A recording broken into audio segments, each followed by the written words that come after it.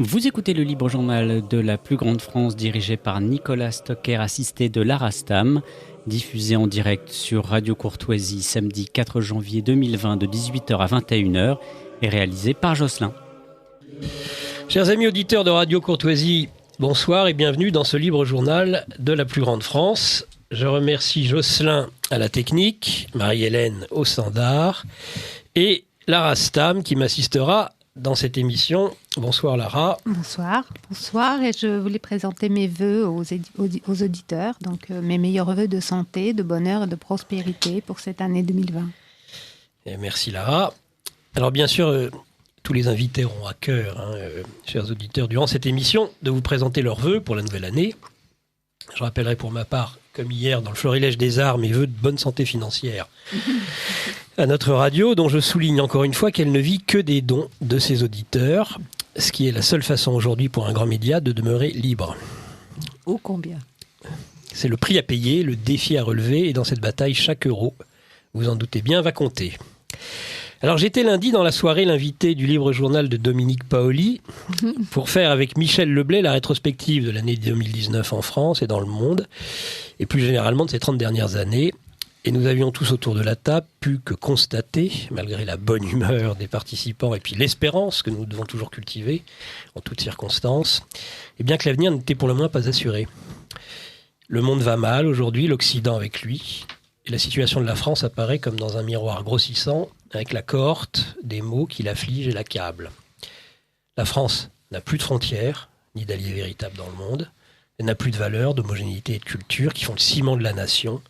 Ces hommes politiques n'ont plus aucune légitimité populaire. La banqueroute semble l'issue logique d'un État en faillite. Je rappellerai les mémoires de guerre lorsque le général de Gaulle, parlant de sa France, à la destinée éminente et exceptionnelle, écrit « J'ai d'instinct l'impression que la Providence l'a créé pour des succès achevés et des malheurs exemplaires. » Je rappellerai qu'en 2020, ce sera le 130e anniversaire de sa naissance, le 50e anniversaire de sa mort, le 80e anniversaire de l'appel du 18 juin. Lorsque De Gaulle parle de malheurs exemplaires, moi je pense qu'en France, quand tout va mal, c'est toujours, je dis bien toujours, de la faute de ses chefs. Vous pouvez l'appeler élite, oligarchie, comme vous le voudrez bien. En tous les cas, lorsqu'il s'agit de trouver les responsabilités des malheurs qui nous accablent, les chefs n'ont pas d'autre choix que d'assumer, d'endosser la faute. Et combien sont vaines les tentatives actuelles, je trouve, des médias, de nos responsables politiques, de chercher à faire porter le chapeau au peuple de France ou à telle ou telle catégorie de la population. Lorsque le malheur national devient extrême, lorsque l'avenir paraît définitivement compromis parce que l'ennemi est dans la place, que nos défenses sont battues en brèche, le salut en France vient alors des femmes. C'est le cas de l'épopée de Jeanne d'Arc, dont nous allons parler ce soir avec nos invités à l'occasion du centenaire de la canonisation de la Sainte. En 1420, il y a 600 ans exactement, la France n'existe plus. Le roi fou, Charles VI, et sa femme Isabeau de Bavière ont déshérité leur fils Charles au profit du roi d'Angleterre. Après l'assassinat de son père, Jean sans peur, le duc de Bourgogne, Philippe III le Bon, s'est allié à Henri V. Une décennie passe et le 17 juillet 1429, Charles VII est sacré à Reims. La France est restaurée dans ses états et Jeanne se tient à côté du roi avec son étendard sur lequel figure le Christ en majesté et les mots « Jesus Maria ». C'est aussi Sainte Geneviève, dont nous fêtons aujourd'hui le 1600e anniversaire approximatif de sa naissance. Selon la tradition, lors du siège de Paris en 451, grâce à sa force de caractère, Geneviève, qui n'a que 28 ans, convainc les habitants de Paris de ne pas abandonner leur cité aux Huns. Elle encourage les Parisiens à résister à l'invasion par les paroles célèbres. Que les hommes fuient s'ils veulent, s'ils ne sont plus capables de se battre. Nous les femmes, nous prierons Dieu tant et tant qu'il entendra nos supplications. Alors, prions Dieu en 2020, notre sainte patronne de Paris, Sainte Geneviève, notre patronne secondaire de France, Jeanne d'Arc, secondaire parce que la patronne de la France, c'est la Vierge Marie, parce qu'avec ses vœux, Louis XIII, le 10 février 1638, signa et publia le texte solennel d'un édit de consécration à Saint-Germain-en-Laye, une consécration de la France à la Sainte Vierge. La Sainte Vierge, la lumière de l'espérance. En 2019, Je conclurai ainsi. Après le bien curieux incendie de Notre-Dame de Paris, moi, il y a 3 faits marquants qui n'ont de cesse de m'interpeller. Le coq du sommet de la flèche de Viollet-le-Duc retrouvé dans les décombres, contenant 3 reliques, je le rappelle, une relique de Saint-Denis, une de Sainte-Geneviève et une des 70 épines de la couronne d'épines. Le deuxième fait marquant, suite à cet incendie, c'est la statue de la Vierge à l'enfant miraculeusement sauvegardée, malgré l'effondrement de la toiture. Et que dire, et ça c'est pour boucler, je dirais, la boucle, de l'ancien autel qui est resté intact, pas le nouveau, et pas la croix qui a été mise ensuite, mais l'ancien autel, lui, est resté intact, avec le rappel de la consécration de la France à la Vierge par Louis XIII. Voilà, nous avons la chance d'avoir dans le studio, ce soir, du Libre Journal de la plus grande France, la présidente de Radio Courtoisie, Dominique Paoli. Bonsoir Dominique. Bonsoir Nicolas. La Sainte Vierge, c'est bien la lumière de l'espérance. Tout à fait. D'ailleurs, nous avons une émission le dimanche qui s'intitule « Lumière de l'espérance ». Est-ce que vous avez, je crois, c'est l'occasion, puisque c'est la première fois que vous vous adressez aux auditeurs depuis le 1er janvier. Exactement. C'est le moment Alors d'abord, souhaiter, effectivement, je suis très superstitieuse et je n'ai jamais voulu présenter mes vœux avant la date du 1er janvier à minuit. Bon, aujourd'hui c'est le 4. Vous me permettez ainsi, cher Nicolas, et je vous en remercie, de devancer nos vœux du 6 de lundi prochain, donc après-demain, dans notre émission du lundi soir, effectivement, que vous évoquiez tout à l'heure. Et donc, je dois dire que je suis très heureuse d'être là ce soir pour ces 2 raisons-là. La première, bien sûr, c'est de pouvoir présenter le plus tôt possible tous mes vœux aux auditeurs de Radio Courtoisie. Vous savez que les mois passant, je me sens de plus en plus proche d'eux. Et j'ai le sentiment également, j'espère que ce n'est pas un vain sentiment, qu'eux-mêmes aussi se rapprochent. J'ai l'impression qu'il y a vraiment, à tel point que l'autre jour, pendant notre émission, il y a un auditeur qui m'a dit vous faites une émission interactive. Absolument. Et ça m'a beaucoup frappé, effectivement. On essaie d'être interactif, donc d'avoir une communication permanente avec nos auditeurs. C'est notre essence du lundi soir, c'est notre vocation du lundi soir, plus particulièrement encore. Avec énormément de questions, et j'ai même des témoignages d'auditeurs qui ont essayé désespérément, alors qu'il y avait pourtant 2 bénévoles, je crois, lundi, ce qui est difficile actuellement, avec entre autres les grèves, qui n'ont pas réussi à joindre le standard. Ah oui, parce que je dois dire que nous avons été extrêmement gâtés par les auditeurs lundi, et je dois dire que je les en remercie vraiment du fond du cœur. Et je pense que donc, lundi prochain, après-demain, on va se retrouver également. Mais déjà ce soir, merci Nicolas, mais merci non seulement de cette possibilité d'avancer les vœux, mais en plus de consacrer cette émission à Jeanne d'Arc, donc qui ouvre pour nous à Radio Courtoisie l'année Jeanne d'Arc, l'année de l'espérance. Vous parliez de l'espérance tout à l'heure. Elle est là pour nous apporter aussi son espérance, et elle nous dit cultiver la vertu d'espérance. C'est tout à fait son rôle.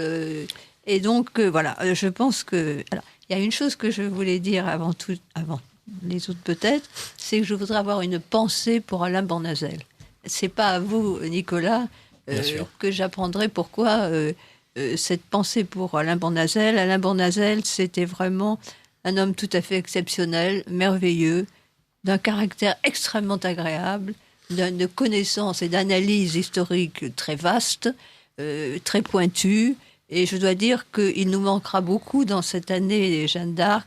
Il avait écrit un ouvrage lui-même et il s'était attardé sur la Jeanne d'Arc guerrière. Il avait vraiment bien compris ce qui était la Jeanne d'Arc guerrière. Alors, il y a complémentarité avec ce que mon voisin de droite, Jacques Trémollet de Villers, lui a écrit sur le procès. Il a fait un magnifique ouvrage sur le procès. Les deux se complètent. Il n'y a absolument aucune concurrence entre les deux. Donc, je m'empresse de le dire, mais comme Alain n'est plus parmi nous, je tenais à lui rendre hommage ce soir. Bien sûr. Vous avez fait l'introduction et la postface, Dominique Paoli, de Siméon Luce de l'Institut Jeanne d'Arc à Domremy. Oui, c'est ça. Alors, écoutez, vous venez de citer, et en effet, il est aussi dans ce studio autour de cette table, Jacques Trémollet de Villers, maître Trémollet, Bonsoir. Bonsoir. Vous êtes patron d'émission sur Radio Courtoisie. Et puis, et c'est une des raisons qui fait que vous êtes là ce soir, évidemment, vous avez publié, je crois, aux Belles Lettres en 2016. Oui, c'est ça. Jeanne d'Arc, le procès de Rouen, 21 février, 30 mai 1431. Est-ce que vous voulez profiter de cette occasion, déjà, avant même de parler de Jeanne d'Arc, pour présenter vos vœux à la radio et vos auditeurs? Oui, bien sûr. C'est d'ailleurs une grande joie. Je le ferai dans mon émission bientôt, le 9. Mais je le fais ce soir avec beaucoup de joie. Parce que j'ai entendu tout à l'heure, vous disiez c'est une émission interactive. Moi, c'est quelque chose auquel je tiens énormément, puisque je pense que il faut que ce soit pas ceux qui sont derrière le micro qui fassent des séries de monologues, mais qui est vraiment une conversation avec nos auditeurs. Et j'ai l'impression depuis le temps que précisément un lien se noue et que les auditeurs forment une véritable communauté. Je l'ai bien remarqué, cher Jacques, depuis le début de votre émission, vous dites cette émission, elle est pour les auditeurs. Vous le précisez immédiatement et vous incitez les auditeurs à venir vous poser des questions. Hein. Donc, vous faites aussi une émission interactive. Oui, parce que ce sont ceux qui rythment en fait notre émission.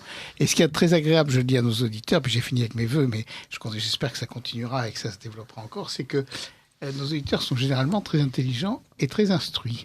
Et que lorsque nous avons dans le studio une question à laquelle nous n'avons pas de réponse, nous interrogeons les auditeurs et dans la minute, il y en a qui apportent la réponse. Alors, de temps en temps, il faut vérifier parce que parfois ils sont aussi précipités. Mais globalement, ils savent. Oui. Ils savent. Et en plus, quand on fait une erreur, soit une erreur de syntaxe, soit une erreur historique ou une approximation, rien n'est laissé dans l'ombre. Donc c'est très très agréable de s'adresser à un public qui est aussi intelligent et qui a l'esprit critique en même temps. Et donc, voilà, et ça va ensemble. Donc, merci beaucoup de me donner cette occasion de leur souhaiter une très, très bonne année, Jeanne d'Arc. Je crois qu'effectivement, cette année va être placée sous le signe de la Sainte de l'Espérance et de la Sainte de la Patrie. Donc, tout est permis. Hein. Comme disait Mistral, la fée d'Inslankeven et la foi dans l'an qui vient, nous l'avons malgré tout. Malgré tout. Alors, à votre droite, donc, Dominique Maître Trémollet. À votre gauche, un autre personnage qu'on ne présente plus non plus sur Radio Courtoisie, qui est patron d'émission, je crois que c'est le livre journal de la crise. Oui. Vous êtes Laurent Arthur Duplessis. Vous avez longtemps été journaliste, je crois, au Figaro Magazine. Vous êtes spécialiste des questions de géopolitique. Oui, en aimant bien croiser avec l'économie, de manière à faire de mes meilleures analyses, c'est possible. Est-ce que vous voulez profiter, si vous n'avez pas eu d'émission depuis le Non, je souhaite moi aussi une bonne année à nos chers auditeurs de Radio Courtoisie. Et je pense que le vent de l'histoire gonfle nos voiles, si je puis dire. Et le vent de l'histoire va dans la bonne direction de plus en plus, avec la montée du sentiment patriotique, du sentiment identitaire, en France et, je dirais, dans presque tout l'Occident, finalement. Et finalement, je dirais, les efforts de Radio Courtoisie depuis 1987, depuis sa date de naissance, son année de naissance, il me semble, sont de plus en plus couronnés de succès, puisque Radio Courtoisie a apporté une contribution extrêmement importante au débat des idées en France depuis sa création, et continue à apporter cette contribution. Merci Laurent Arthur Duplessis. Je pense qu'on va pouvoir mettre nos casques, parce que devrait être à l'écoute. Et c'est très bien s'il l'est depuis le début de l'émission, ça lui a permis de se mettre tout de suite dans le bain. Monseigneur Dominique Le Tourneau. Je suis là, effectivement, depuis le début. Très bien. Bonjour Monseigneur. Une présentation rapide pour les auditeurs de Radio Courtoisie. Je crois que vous avez déjà été dans une émission avec Dominique Paoli. Oui, bonsoir Monseigneur. Bonsoir madame. Oui, c'était une émission. Oui, j'ai fait pas mal d'émissions sur Radio Courtoisie. En réalité, j'en ai bien fait une douzaine au total sur différents canaux. Oui. Mais vous aviez participé à notre émission, celle que nous faisons avec Anne Collin, les Mardis de la mémoire, sur votre ouvrage Pie XII et la Shoah. Voilà, tout à fait. Et j'en avais gardé un souvenir tout à fait remarquable. C'est vraiment le sous-titre, c'est Le choix du silence, c'était l'édition Pierre Tecky. Et c'était vraiment, il y avait en particulier dans ce livre un témoignage de Serge Klarsfeld. Très intéressant. Ce qui n'est pas nul, n'est pas mineur comme importance. Donc, comment il avait été sauvé par des catholiques pendant la guerre. Voilà, exactement. Non, c'était un témoignage capital et puis il y avait d'ailleurs le père Viau aussi qui est patron d'émission à Radio Courtoisie maintenant. Voilà, donc. Alors, Monseigneur Le Tourneau, vous êtes un prêtre catholique, spécialiste en droit canonique, matière d'ailleurs que je crois vous enseignez. J'enseigne, oui, à Lyon, studium de Lyon. Vous êtes écrivain, vous êtes poète, vous êtes incardiné dans la prélature de l'Opus Dei. Exactement. Vous êtes aussi un interprète italien, espagnol d'ouvrages de droit canonique. C'est particulièrement spécifique. Vous occupez des fonctions de conseiller spirituel, je crois aussi du groupe des Chevaliers de l'Ordre du Saint-Sépulcre et de Jérusalem. Ça fait partie effectivement depuis 85, oui.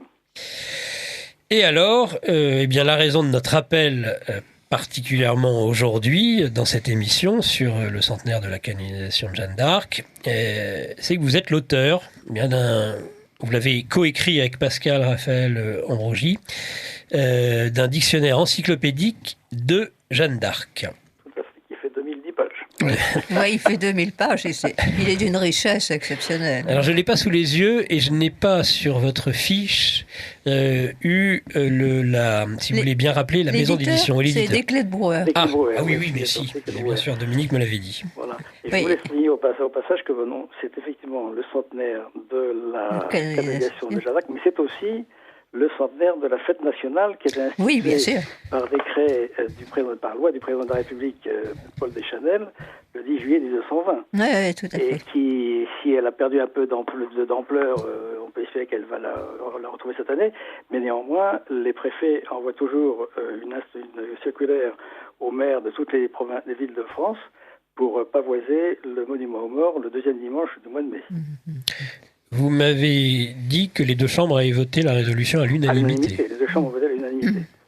Après, donc c'était en 1920, donc c'est après la guerre, avec après l'unité qui s'est faite sur les fronts. Oui. C'était aussi la réconciliation entre le Vatican et la France. Oui, qui d'ailleurs... La République. Oui, parce que pour la canonisation, vous le remarquez, Monseigneur, vous notez bien que le seul représentant de la France, du gouvernement français, pour le jour de la canonisation, c'était Gabriel Hanotaux. Tout à fait, c'est Gabriel Hanotaux. Alors, la réconciliation va se faire officiellement par un échange de lettres en 1923-24, donc là on s'est pas encore réconcilié. Non. Et il y a déjà eu un geste extraordinaire du pape Pie X pendant la béatification, où dans la basilique Saint-Pierre, il repart, et au moment où il repart, un jeune homme du patronage de Saint-Aignan d'Orléans s'avance vers lui et incline le drapeau français qu'il portait. Alors le pape se lève de son siège, saisit les plis du drapeau et l'embrasse longuement, suscitant une vague d'applaudissements. C'était une façon déjà de manifester l'affection envers la France et préparer un peu la réconciliation. Alors, Monseigneur, ce drapeau français, je me posais la question avec Dominique avant l'émission, est-ce que c'est bien le drapeau bleu-blanc-rouge ? Ah oui, ça sans aucun doute. Oui, bien sûr, c'était le drapeau français. À l'époque, c'est le drapeau français. C'était pas l'étendard de Jeanne.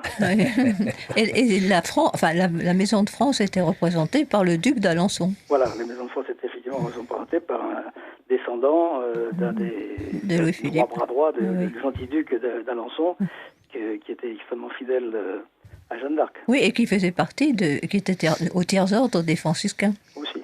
Oui, aussi. Alors, à un moment donné, mais on va pas le faire tout de suite parce que ça serait dommage maintenant que nous vous avons en ligne de tout de suite faire une coupure musicale, mais nous ferons écouter tout à l'heure aux auditeurs l'étendard. Oui, ça vaut la peine, ça. Vous savez que cette pièce, ça a été créé par deux prêtres et exécuté pour la première fois en 1899 à Orléans, par 500 chanteurs avec 200 instrumentistes. C'était extraordinaire. On l'a appelé la Marseillaise johannique. Oui. Et il y avait une version pour l'Orléans, une version pour Rouen, une version pour Reims. Il y avait différentes versions qui ont été créées à différents endroits. Donc, c'était vraiment extraordinaire. Et on l'a chanté, on chantait à l'étendard dans toutes les célébrations patriotiques et religieuses. De nos jours encore, moi je l'entends ici, j'habite Grenoble, dans la collégiale Saint-André, qui est de la forme extraordinaire du rite latin, le deuxième dimanche du mois de mai, il chante à l'étendard. Magnifique, magnifique. Alors Jacques Trémollet, vous vouliez peut-être... Non, moi j'ai beaucoup d'admiration pour votre œuvre, dans laquelle je me suis plongé, dont je me suis beaucoup servi pour le commentaire du procès. Vous y êtes cité. Oui, je sais. Mais je trouve que... Et après, postérieurement, dans les conférences, etc., j'ai trouvé beaucoup de... Enfin, j'ai toujours trouvé ce que je cherchais. C'est ce qui est pas forcément le cas de tous les dictionnaires. Donc, non, c'est vraiment... J'ai beaucoup d'admiration pour l'œuvre que vous avez faite. Et je pense qu'elle a une immense utilité. Et que je voudrais que pendant cette année Jeanne d'Arc, elle soit beaucoup plus répandue, beaucoup plus connue. Ah, ben ça serait intéressant, effectivement. Mais vous savez que maître Dominique Le Tourneau, monseigneur, est invité à la fête de la courtoisie. Tout à fait, oui. J'étais il y a une table ronde qui est prévue. C'est ça, voilà. J'ai organisé une table ronde parce que ça s'imposait et donc vous aurez l'occasion de signer aussi, en plus de votre intervention, de signer votre dictionnaire qui doit avoir, à mon avis, remporté un très grand succès à cette fête cette année. Oui. Oui. En tout cas, on fera tout ce qu'il faut pour ça. Alors, Monseigneur Le Tourneau, le thème donc de l'émission de ce soir, c'est la canonisation, il y a un siècle. Néanmoins, et je parle sous l'autorité, entre autres, de Dominique Paoli, avec qui j'ai préparé cette émission, et j'ai profité de ses lumières.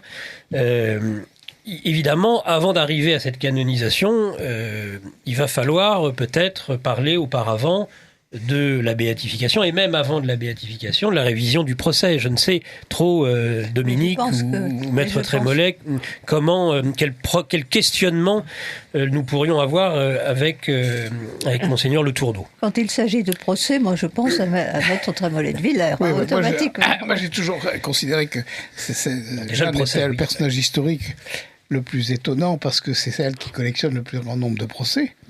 Alors, il y en a quelques-uns que nous n'avons pas. Nous n'avons pas le procès, son premier procès à Toul au sujet de son prétendu mariage, enfin de ses prétendues fiançailles, où elle s'est défendue toute seule. D'ailleurs, elle a une caractéristique qui est très dure pour les avocats, c'est qu'elle a eu 7 procès, elle n'a jamais eu un avocat. D'ailleurs, elle n'en avait pas besoin. Et je pense qu'elle se débrouillait mieux que les avocats. Et donc là, elle a eu ce procès, elle a eu le procès de Poitiers. Et si on comprend bien, il y en a même eu 2. 4 à Poitiers, voilà. Donc on a dépassé le chiffre. Et puis donc il y a Rouen, ça c'est sûr que celui-là on a vraiment tous les manuscrits, enfin toutes les minutes.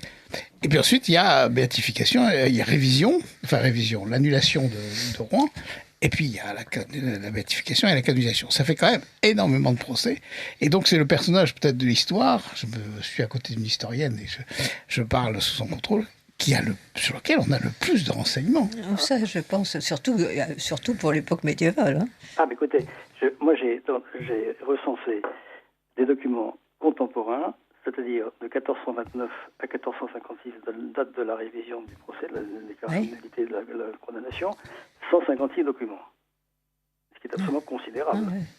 Lettres d'Alençon, lettres de commerçants italiens qui se trouvent en France, qui écrivent à Venise, c'était une quantité de choses. Donc, des inscriptions qui sont mises dans des registres de différentes villes qui indiquent une guerre, une victoire qui a été remportée, les lettres de Charles VII au Dauphiné, il y a les 156 documents de l'époque. Et après, effectivement, au point de vue procès, c'est absolument unique. Parce que il y avait les actes du procès de condamnation, il y avait 5 exemplaires envoyés par le roi d'Angleterre à différents personnages, et on en conserve 3. Mais il y a le procès de Toul que vous venez d'évoquer, il y a 4 procès pour Poitiers, il y en a 5 pour la condamnation à Rouen, il y en a 9 pour la nullité, il y en a 13 pour la béatification, il y en a 3 pour la canonisation. C'est absolument impressionnant. Impressionnant, il n'y a pas d'équivalent. Ouais. C'est le personnage le plus documenté de l'histoire. Qui n'empêche pas quand même certains de dire qu'elle n'a pas existé. Ah bah, il n'a pas existé, qu'elle n'a pas été brûlée, que je sais pas, etc. Oui, on peut toujours divaguer. Hein. Oui, il y a de tout. Mais enfin, c'est le personnage le plus documenté de l'histoire, incontestablement. Ah, oui. À cela s'ajoutent les recherches qu'ont faites les historiens par la suite, et en particulier au XIXe siècle. Et je pense que je ne mettrai pas les historiens laïcards trop dans le coup, parce que, bon, pour Michelet, je pense qu'il a beaucoup brodé sur ce qu'il a pu trouver, mais je pense que c'est surtout alors Quicherat qui, lui, a lancé l'histoire du procès, a fait un travail de fourmi sur les procès. Là, c'est important. Mais Quicherat a été mis sur la piste par le gouvernement français, parce que les Allemands prenaient les devants. Oui. Ah oui, donc il a fallu dire, on a dit attention, c'est pas possible que les Allemands s'occupent de Jeanne d'Arc et nous on l'ignore. Donc c'était très bénéfique. Oui. En tout cas, d'après ce que j'en ai lu, vous me rectifierez si je me trompe, mais Quicherat, lui, voulait prouver un petit peu ce qu'avait écrit son professeur, son maître, Michelet. C'est pour ça qu'il aurait voulu publier les textes, les minutes du procès et des procès. Pour pouvoir justifier ce que décrivait Michelet. Ah, c'est sûr qu'il était libre penseur. Donc, oui. on est, malgré tout, il a rendu un énorme service parce qu'il a produit et apporté les textes officiels et les traductions. Mais tout ça est orienté, tout comme la biographie que fera Anatole France, etc. Tout ça, c'est orienté. Et oui, c'est orienté. On a beaucoup d'éléments positifs dedans. Oui. Mais alors justement, c'est tout l'intérêt de Siméon Luce, qui lui arrive en 3e position, et qui lui n'est pas du tout laïcard. Passé par le petit séminaire, et visiblement ne l'a pas du tout rejeté, et qui en plus a une dévotion pour Jeanne d'Arc, et d'ailleurs s'intéresse énormément à tout ce qui est ordre religieux, en plus. Donc on a vraiment avec lui des apports, il a fait des recherches. Quand il publie son ouvrage sur Jeanne d'Arc à Don Rémy, il y a autant de pages de sources que de pages de texte. Ah oui, c'est impressionnant. Oui. C'est impressionnant, il y a 360 pages et plus de sources, et il y a 360 pages de texte. Et vraiment, et alors à ça s'ajoute une chose qui est très importante, c'est un texte qu'il avait écrit quelques années auparavant, en 1881, pour la Revue des Deux Mondes, sur Jeanne d'Arc et les ordres mendiants. Exactement, oui, il y a tout un aspect sur ça, sur les ordres mendiants, sur le fait qu'elle était tertiaire ou franciscaine ou pas. Oui, tout ça, c'est très intéressant de cet aspect-là. Oui, mais on sent que d'ailleurs, ce sont ces ordres, ce sont les franciscains, nous disons franciscains aujourd'hui pour simplifier, mais ce sont ces ordres qui l'ont protégée, mais de bout en bout, puisque c'est chez eux qu'elle se cache dans la journée pour voyager. Et puis aussi, c'est parce que à Angers, dans le duché d'Anjou, il y a quelqu'un qui est justement une grande protectrice des franciscains et des clarisses, c'est Yolande d'Aragon. Et comme c'est elle qui va mener la danse, c'est elle qui va faire le choix de Jeanne d'Arc, c'est elle qui va l'accepter. C'est elle qui va vraiment prendre les choses en main. Yolande d'Aragon, oui. Oui, Yolande d'Aragon. Donc on voit très bien que, ça c'est une chose que j'ai découverte récemment, c'est que finalement, l'attachement de Yolande d'Aragon, qui est finalement un héritage de la maison d'Anjou, qui dès le début a été très attaché aux franciscains, à Saint François d'Assise et aux franciscains, a dû jouer encore plus un rôle pour son choix, en sachant que peut-être elle était ou tertiaire, ou en tout cas très attachée aux franciscains. En tout cas, elle a joué un rôle extrêmement important pour Jeanne d'Arc. Ça, c'est certain. Oui. Concernant le procès, je veux juste peut-être une petite précision terminologique, parce que beaucoup d'historiens qui ne sont pas des juristes, bien évidemment, parlent de procès de réhabilitation. Oui, c'est faux. En droit, la réhabilitation s'applique à une condamnation justement portée dont les effets sont effacés. Par exemple, le capitaine Dreyfus. Oui. Mais ici, tout est unique dans ce procès, tout est injuste, et c'est un procès en nullité de la condamnation, mais pas du tout un procès de réhabilitation. Et moi, je voulais juste vous dire qu'à propos d'Anatole France, que je lui dois beaucoup, parce que j'ai lu justement 18 mois ou 2 ans avant d'écrire mon commentaire du procès de Jeanne d'Arc, j'ai relu les 2 volumes d'Anatole France, et je l'ai trouvé tellement nul pour un esprit aussi intelligent. C'est d'une bêtise à hurler. Et il m'a mis Enfin, il m'a donné toute l'adrénaline. Je me suis dit, il faut quand même lui répondre, quoi. Et alors, il y a le procès met par terre tout ce qu'il dit. Ah oui. Mais ça fait rien, il avance quand même de façon imperturbable. Oui, mais Non, c'est pas du tout à son honneur. Mais en fait, c'est utile à contrario, quoi. Alors, j'aurais aimé poser une question un peu aux uns et aux autres sur ce point, parce que j'entends bien l'ensemble de ces précisions et certainement l'importance de Siméon Luz, Dominique Paoli.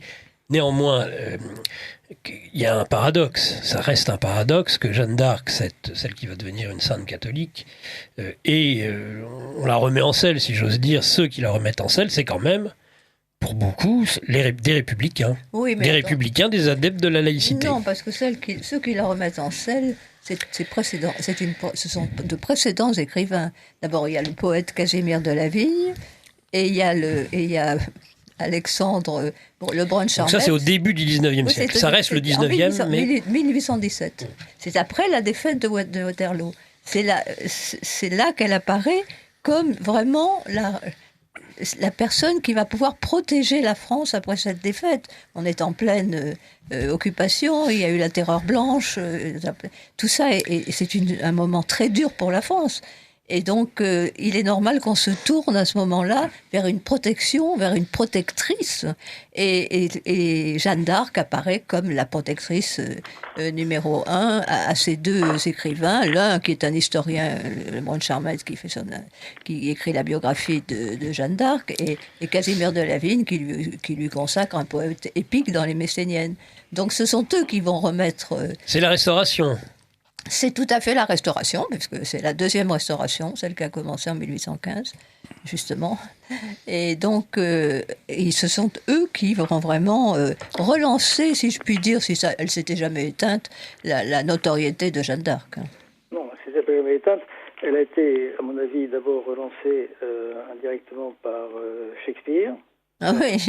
Henri VI, qui traitait Jeanne d'Arc de mauvaise façon. Ensuite par Voltaire, avec son Guillaume Pucelle d'Orléans, avec ses différentes versions que le roi de Prusse connaissait par cœur, par exemple. Mais quand même, pendant un siècle et demi, il paraît plus d'un livre par jour sur Jeanne d'Arc. Pendant un siècle et demi en France. C'est-à-dire que tout le monde y est, la droite, l'extrême droite, la gauche, l'extrême gauche, tout le monde est catholique, pas catholique, tout le monde s'intéresse à Jeanne d'Arc, et tout le monde y va de son couplet, et on fait des tas de recherches, et on publie des tas de publications qui sont extrêmement intéressantes. Mais inégal forcément du contenu. Mais il y a un engouement auquel que je ne connaissais pas, qui est fait, je vous dis, plus d'un livre par jour pendant 1 an et demi. C'est absolument impressionnant. C'est aussi que Jeanne d'Arc est le personnage, on disait le plus documenté tout à l'heure, mais le personnage sur lequel il y a plus de livres au monde, après la Sainte Vierge, notre Seigneur évidemment, mais le plus de livres au monde, le plus de statues, le plus de films, de théâtre, le plus de films, le plus de... Et après, vous avez... il y a même des musiques de métal, hein, c'est bien ce que vous me disiez. Il y a du hard rock, des mangas japonais de nos jours. Voilà. Et c'est absolument impressionnant. Elle reste extrêmement actuelle partout. Cette année, il y avait une statue qui va être installée à Saint-Pétersbourg. Et on va en reparler avec Maître Trémollet. Donc c'est extraordinaire. Laurent Arthur Duplessis, je me retourne vers vous. Je crois que vous avez été particulièrement frappé par la réputation finalement internationale de Jeanne d'Arc aussi. Oui, et je crois que la figure de Jeanne d'Arc va de plus en plus ressurgir sur la scène française et aussi internationale, car en effet, lorsque l'on évoque la montée des périls, et pour ce qui est de la France et de l'Europe, elle est de plus en plus discernable, cette montée des périls.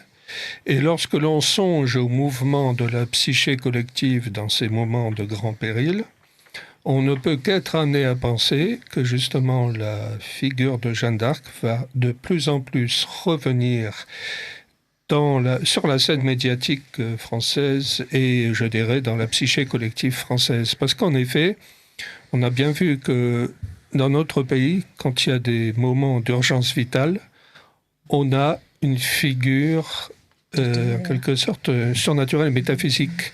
Sainte-Geneviève, Jeanne d'Arc sont les deux exemples les plus fascinants de ce que, à chaque fois que le pays a failli être englouti, eh bien, il y a une figure hautement spiritualisée qui ressurgit. Et féminine. Et féminine. Eh ben, il y a justement, avant la guerre de 14, il y a Charles Péguy, dont l'aventure joannique est, à mon avis, absolument extraordinaire, parce que c'est vraiment la fusion de deux âmes. Il a été saisi par la lecture du procès que Lucien R lui a conseillé, et il n'en est pas sorti. Et quand il écrit sur Sainte-Geneviève, il termine sur Sainte-Jeanne d'Arc. Quand il écrit sur Victor-Marie Contugo, il termine sur Sainte-Jeanne d'Arc. Enfin, il écrit sur Corneille, il termine sur Sainte-Jeanne d'Arc. Il écrit l'argent, et l'argent ensuite, il termine sur Sainte-Jeanne d'Arc. Il peut pas s'en sortir, quoi. Elle le conduit, et je pense qu'elle l'a vraiment conduit. Oui. Il y avait une communication des âmes. Ah, complètement. C'est pas... Communion des âmes. C'est une communion des âmes, oui. Et sur ce rôle international, je viens de publier un article dans la revue Conflit, justement sur l'importance internationale de Jeanne d'Arc. De nos jours, dans mon ouvrage, j'ai recensé, je ne sais plus combien de 56 personnages de 33 pays qui sont des symboles de la résistance de leur pays et qui sont appelés la Jeanne d'Arc de leur pays en question. Et ceux de nos jours encore.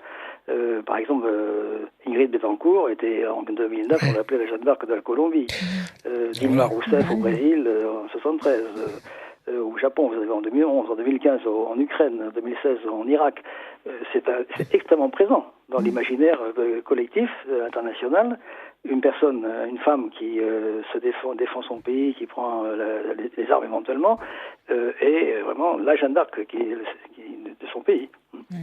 Je voudrais vous demander, Monseigneur, Maître Trémollet, une vérification d'une information dont je n'ai pas la vérification matérielle, qui m'a été donnée à Prague, où j'ai une fille qui vit et dans laquelle je m'étais rendu, et on m'a dit qu'avant la révolution de velours, dans les temps qui ont précédé la révolution de velours, presque tous les soirs se jouaient dans des privés des scènes sur la passion de Jeanne d'Arc, dans un pays qui est hautement athée.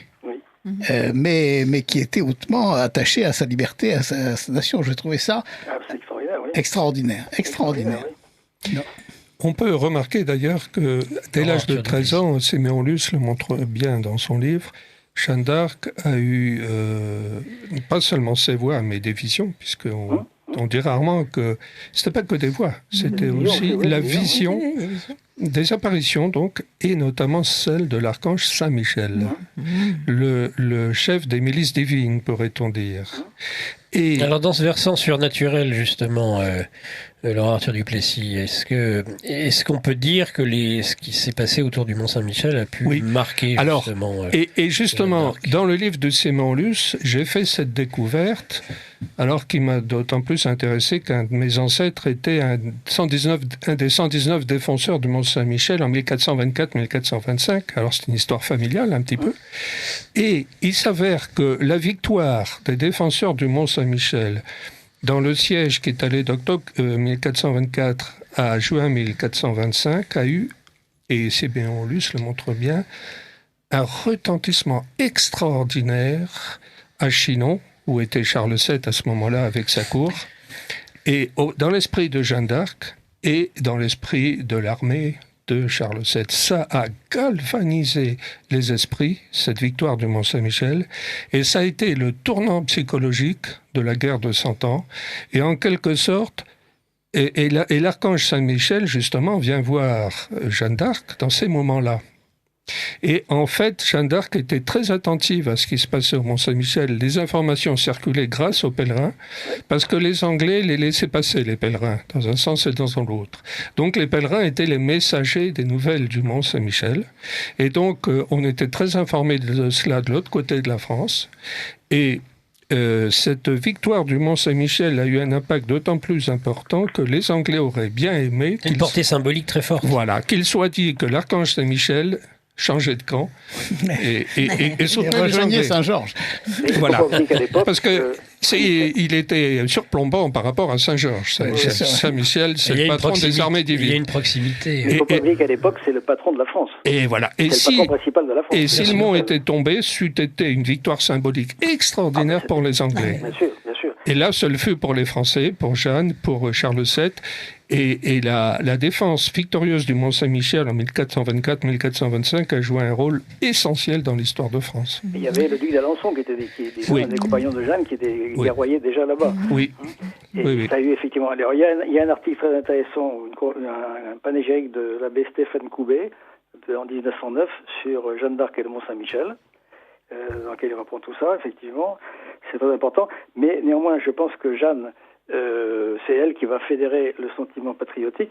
Je suis d'ailleurs en train de préparer un ouvrage sur Jeanne d'Arc et l'émergence des sentiments patriotiques. Parce que, très important.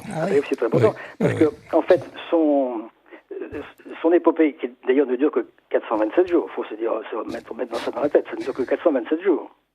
En 427 jours, elle délivre Orléans, qui est assiégé depuis 7 mois, en 7 jours.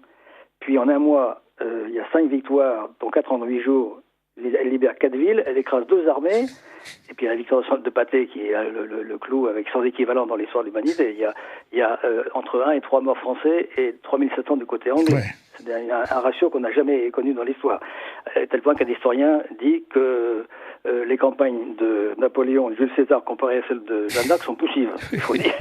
Il n'y a qu'ère que Hannibal à la bataille de Cannes, qui fait à peu près autant. Et elle fait sacrer le roi à Reims, elle réalise l'unité nationale, et puis ce qu'on oublie généralement, c'est qu'elle change totalement l'art de faire la guerre. On ne fait plus la guerre comme on la faisait auparavant. C'est totalement, elle introduit une guerre d'opposition, une guerre plus exactement, une guerre rapide d'avancée, avec des avant-gardes, avec des mouvements tournants. Elle a un art de l'utilisation d'artillerie que personne n'a à côté d'elle. C'est extraordinaire. D'ailleurs, il y a un de ses commentateurs dans l'école militaire, dans un article de l'école de guerre, qui dit, en partant de la bataille de Patay, extraordinaire, napoléonien. Et puis il se reprend en disant, mais non, c'est Napoléon qui est johannique. C'est l'archange Saint-Michel qui avait le génie de la guerre. Oui, de toute façon, sur le Mont Saint-Michel, ce qu'on dit, c'est que c'est Saint-Michel lui-même qui a en quelque sorte bataillé pour que les Anglais ne le prennent pas. Ils ont toujours essayé, ils n'y sont jamais arrivés. Et c'est pour ça d'ailleurs que Jeanne d'Arc a été assez sensible aussi à la victoire du Mont Saint-Michel. Elle a bien vu la main de l'archange Saint-Michel. Tout à fait. Et puis la nouvelle circulait dans la région où elle était. C'était un lieu de passage. Oui. Et donc les pèlerins ou les prédicateurs racontaient ce qui se passait. Oui. Ouais. Mais tout cela ouvre la voie à ce que Charles VII va faire, c'est-à-dire constituer une véritable armée française. Ah voilà, elle va venir effectivement après lui, il va mettre de l'ordre, tout ça, il va organiser ça. Mais il a fallu qu'il y ait le sentiment national qui naisse. Parfois on dit que c'est à Bouvines, mais à Bouvines c'est pas vrai. Il y a un petit quelque chose, il y a comme un frémissement. Il y a un frémissement des ça ne concerne que quelques communes qui envoient des troupes. Oui, des milices communales. Hommes, mais qui sont de l'Île-de-France, le nord de la France, mais c'est extrêmement petit. Et puis ça retombe. Ah oui. Il y a plus, ça retombe. Alors avec Jeanne d'Arc, on voit arriver au service de Charles VII et gratuitement des capitaines avec leurs soldats, avec leurs troupes, à pied ou à cheval. Et alors que ce sont des milices qui combattent pour se payer, en se faisant payer, et ils vivent de ça. Là, ils viennent gratuitement de partout, enthousiasmés par ce qui se passe. Et vous voyez dans toutes les villes de France, on fait des célébrations quand on apprend des victoires, où on va prier quand Jeanne d'Arc sera prisonnière. On a découvert il y a quelques années, dans un registre local, les trois oraisons en latin qui se célébraient, qui se disaient dans la messe, partout en France, pour la libération de Jeanne d'Arc. Et c'est impressionnant. Vous voyez que le pays entier vit avec elle. Et donc il y a une unité qui se fait grâce à son intervention. Et puis elle mobilise les villes en demandant de l'argent, en demandant des hommes. On envoie du salpêtre, des munitions. Oui, et les gens répondent. Ouais. Indépendamment de des bons amis de tournée qui sont particuliers, qui sont des bons amis, mais les villes de province, effectivement, répondent. Oui. Mais Monseigneur, si vous écrivez sur le patriotisme, Jeanne d'Arc et le patriotisme, alors il y a une phrase qui est parfaite pour vous dans le livre de Siméon Luce, c'est « La pucelle n'est pas seulement le type le plus achevé du patriotisme, elle est encore l'incarnation de notre pays dans ce qu'il a de meilleur. » Oui, ça j'ai dû le mettre dans mon livre. Oui. Ça me dit quelque chose. Ça me dit quelque chose. Alors, c'est peut-être le moment... Bon, il y a des questions d'auditeurs. N'hésitez pas, chers auditeurs, à continuer à poser vos questions. On va, sauf si elles s'adressent directement à Maître Trémollet qui doit partir au bout de la première heure et demie, on va consacrer principalement les questions des auditeurs à ce qui suivra tout de suite la fin de la première partie. Mais on a encore le temps d'aborder plusieurs sujets. Et alors...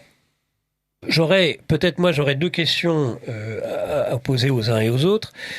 Peut-être à vous d'abord, Monseigneur Le Tourneau, concernant la perception qu'a l'Église de l'aspect surnaturel dans l'épopée de Jeanne d'Arc?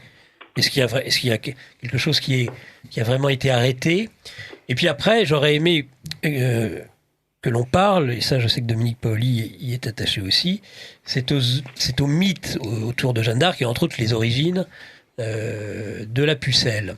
Mais d'abord, quelle est la perception de l'Église par rapport au surnaturel dans l'épopée de Jeanne d'Arc? Écoutez, je pense que quand on la béatifie, à force quand on la canonise, on est bien conscient qu'il y a quelque chose qui s'est passé de surnaturel.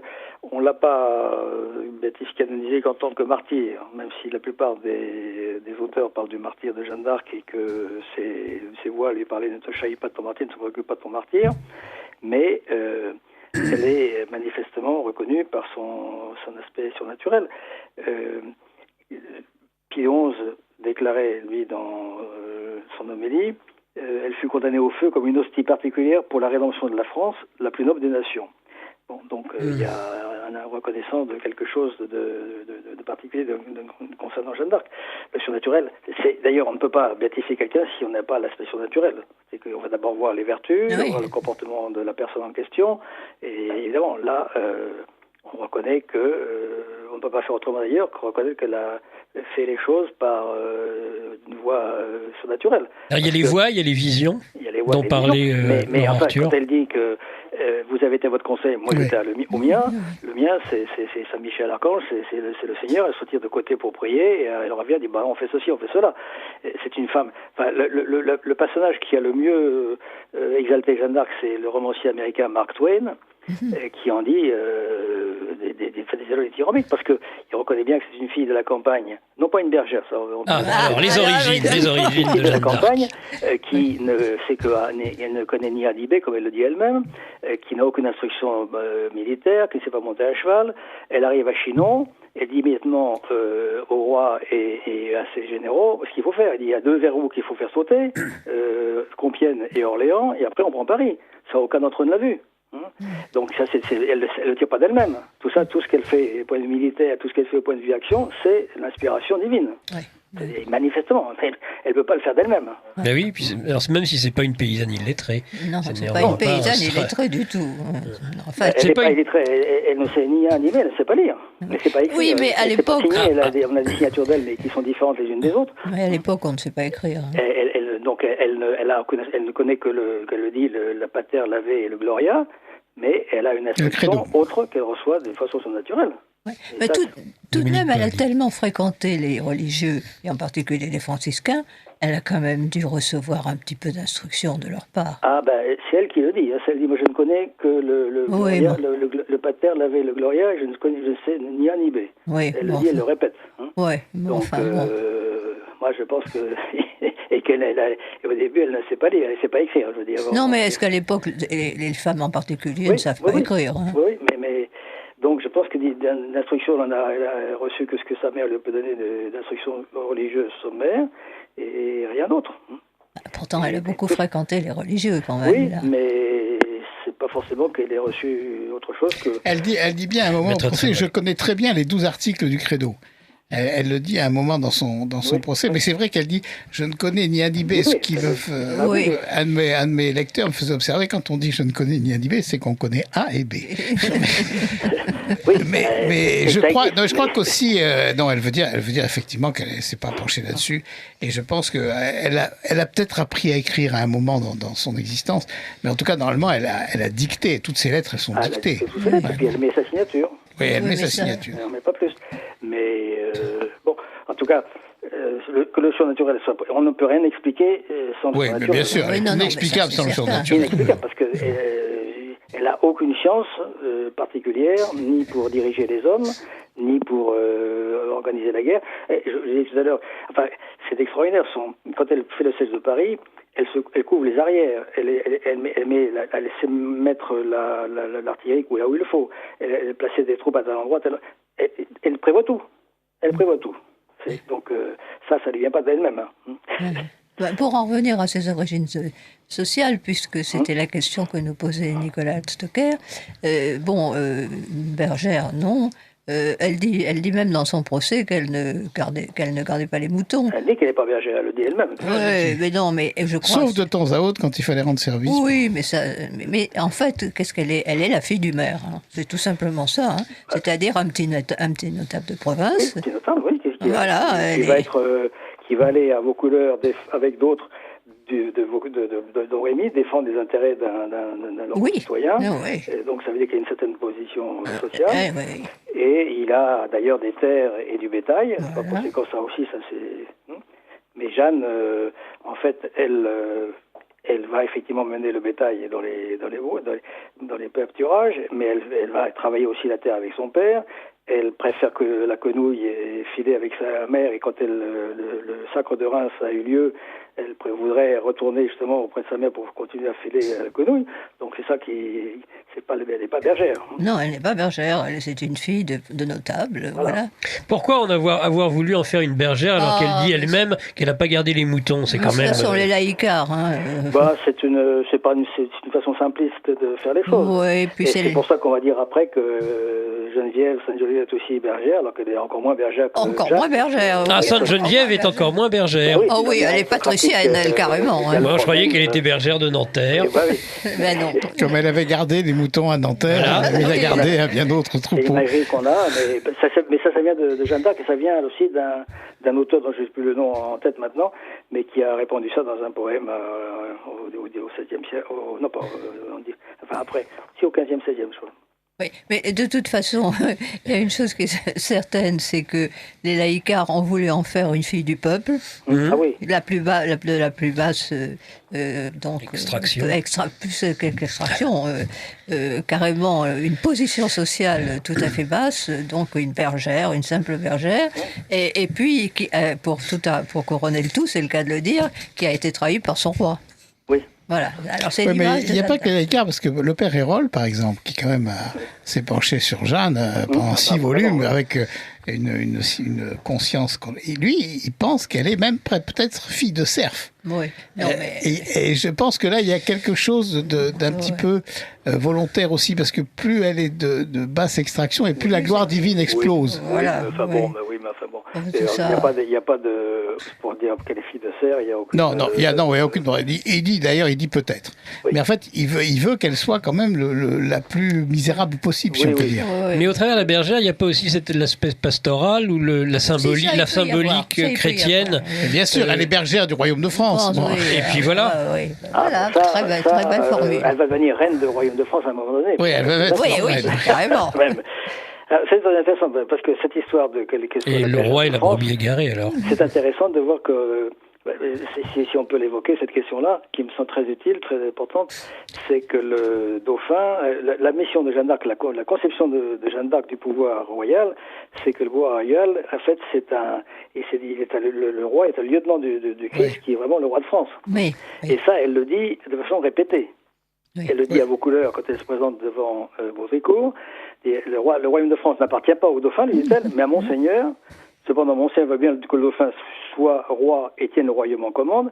Et quel est ton seigneur? Monseigneur, c'est le roi du ciel. À Chinon, quand elle arrive devant le dauphin, elle dit: gentil dauphin, j'ai non la pucelle, et vous demande par moi le roi des cieux, que vous serez sacré à Reims, et vous serez le lieutenant du roi des cieux, qui est le vrai roi de France. Et c'est vraiment probablement à Chinon qu'a lieu la triple donation. À Poitiers, ses juges, ils lui demandent pourquoi elle persiste à l'appeler dauphin et pas roi comme tout le monde le fait. Et elle explique que le vrai roi de France étant Jésus-Christ, Charles ne pourra prendre ce titre que lorsqu'il a reçu l'investiture de céleste du suzerain. À Tours, sa bannière, elle représente le Saint-Michel, Saint-Gabriel, mais aussi Jésus-Marie, et une banderole qu'une colombe tient en son bec portant ces mots: de par le roi du ciel. Oui. Dans ses lettres aux Anglais, ça revient à la même chose. Elle dit je suis chef de guerre envoyé de par Dieu, le roi du ciel, pour jeter hors de toute France, etc. Et à Orléans, à Dunois, elle lui dit: je vous amène le meilleur secours qui vient jamais à chevalier ou à cité, car c'est le secours du roi des cieux. Enfin, donc sa conception, c'est vraiment que le roi est institué par le Christ, et que le Christ est le roi de France. Lui, il le tient en commande. Oui, ça c'est clair. C'est d'ailleurs l'essentiel de sa mission. C'est l'essentiel de sa mission. C'est l'essentiel de sa mission. Des questions, alors de nombreuses questions d'auditeurs, mais il y en a une qui pourrait, alors elle fâche un peu, mais justement, c'est le moment, pendant que vous êtes avec nous, Monseigneur, pour pouvoir répondre à cet auditeur, qui dit d'ailleurs, il le dit d'entrée, tout en remerciant pour l'émission, il dit, bonsoir, une question qui fâche, comment a-t-on, alors les mots sont peut-être un peu trop forts, mais comme on pourrait le dire de façon moins virulente, mais comment a-t-on pu sanctifier une psychotique, dit-il, avec du sang sur les mains? Alors, psychotique, je ne sais pas. Psychotique, c'est à cause des voix, bien sûr, et des visions. Alors, mais cet aspect, en tout cas, ça, on peut, à la limite, éliminons-le, ça me paraît. Mais le sang sur les mains. Alors, le fait que, comment peut-on être saint et guerrière? Est-ce que l'on peut être saint et guerrier? C'est ça la question de l'auditeur. Jeanne d'Arc n'a jamais versé une goutte de sang. Ouais. Elle n'a jamais utilisé son épée. C'est son étendard qui était son arme, si je peux dire, parce qu'elle plantait l'étendard sur le fossé. Et à partir du moment où elle plantait son étendard sur le fossé, elle dit, quand il faudra qu'il touchera la muraille, c'est à vous, et vous y allez. Elle n'a jamais versé une goutte de sang, elle n'a jamais tué quelqu'un. Hein. Donc c'est une guerrière, effectivement, qui conduit des armées, mais qui ne se sert pas de son arme. C'est ça. Ça, il faut bien que... Hein. Et ensuite, on peut être saint et en verser du sang. Saint-Louis a certainement guerroyé et tué des gens. Hein. Ouais. C'est pas mais... et les croisés aussi. Donc c'est pas il faut voir dans quel contexte on le fait. Si c'est son métier, pas un métier, dire mon métier c'est d'être militaire, je peux pas tuer quelqu'un en face. Si je me laisse tuer moi-même, c'est absurde. Elle dit d'ailleurs à son procès, à un moment, je n'ai jamais tué personne. Ah non, elle n'a jamais tué personne. Elle n'a jamais utilisé son arme. Et Cochon lui répond, oui, mais enfin, vous avez été dans des endroits où beaucoup d'Anglais furent tués. Oui. Et elle répond, comme vous en parlez doucement, ils n'avaient qu'à rentrer chez eux. Oui, mais c'est comme qu'elle me dira, d'ici 7 ans, tous les Anglais auront quitté la France, sauf ceux qui seront restés morts. Mais non, elle n'a jamais utilisé son arme. Aucune arme. D'ailleurs, vous avez un auditeur qui, en effet, rappelle, c'était en début d'émission, Saint-Louis. N'oubliez pas Saint-Louis, qui a participé à sauver la France avec un grand courage.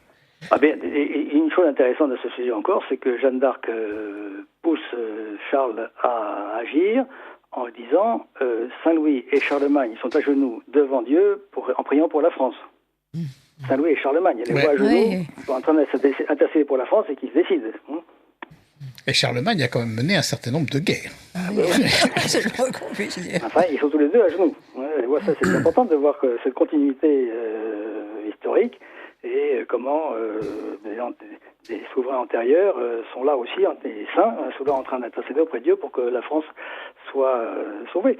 Alors, on peut évoquer aussi une chose très importante, à mon sens, on en parlait tout à l'heure un petit peu, c'est pourquoi est-ce que Dieu charge Jeanne de cette mission de goûter les Anglais hors de France, de confier une mission guerrière, comme politique en quelque sorte, et beaucoup de panégyristes de Jeanne d'Arc disent, c'est surtout les distances, il n'y a aucune communication entre Jeanne d'Arc et... De toute façon, vous trouvez des gens, il y a quelqu'un qui a prétendu qu'il avait trouvé dans l'archive secrète du Vatican, c'est secret évidemment, les restes de Jeanne d'Arc, les ossements de Jeanne d'Arc.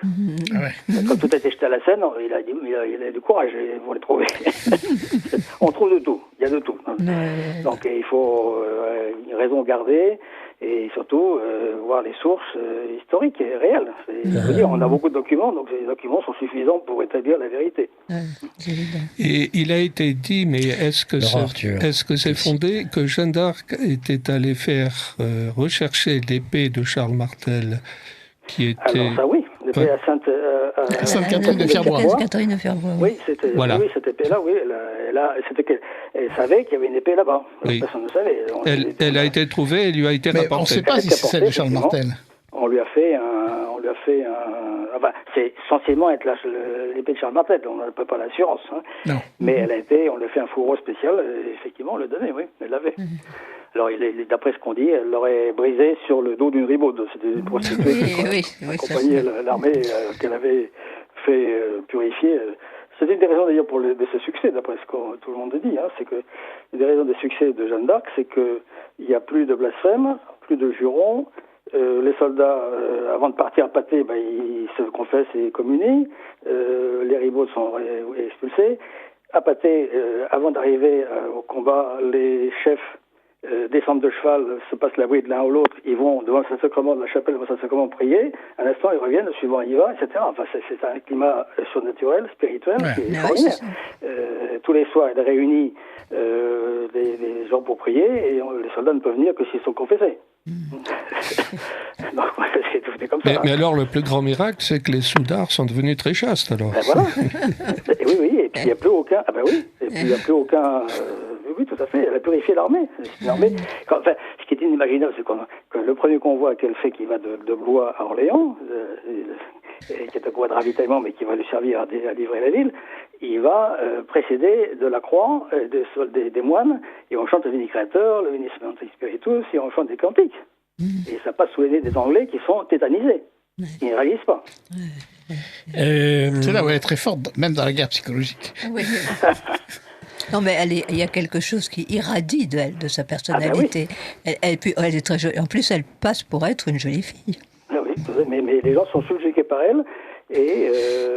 Alors parlons-en, ça quand même, c'est une jolie fille, parce que est-ce qu'on a vraiment des traces? On sait à quoi elle ressemblait? Aucun vrai portrait. Aucun portrait. Non, aucun portrait. Aucun portrait. On va quand même poser des questions à Laurent Arthur Duplessis sur le sujet. Non, il y a ses compagnons qui en parlent au procès de... Oui, il y a des descriptions, en fait, verbales, des récits de témoins qui permettent de deviner à peu près à quoi elle ressemblait, finalement.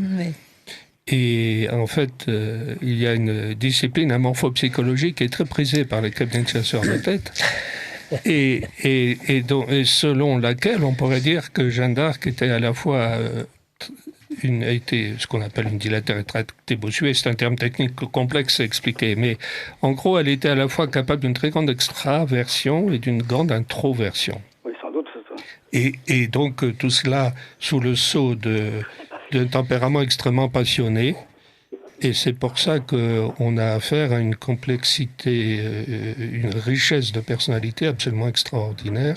Mais on voit chez elle la femme d'action autant que la femme de méditation. Ah ben oui, par exemple, le pape Benoît XVI a consacré une audience générale à Jeanne d'Arc, qui a défini comme une grande mystique. Oui. Une grande mystique, sans aucun doute. C'est une femme qui prie, qui, à l'époque, c'est absolument pas habituel de se confesser régulièrement. Elle se confesse au moins une fois par semaine. Il n'est pas habituel de communier, elle communie le plus souvent possible.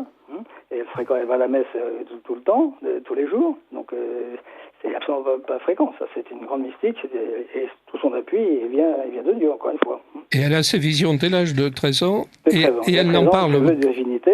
Elle n'en parle quasiment pas. Comme de Fra Sainte-Geneviève. Oui. Elle demande de Saint-Germain d'Auxerre. Elle fait de virginité, elle se donne entièrement à Dieu. Oui, c'est ça.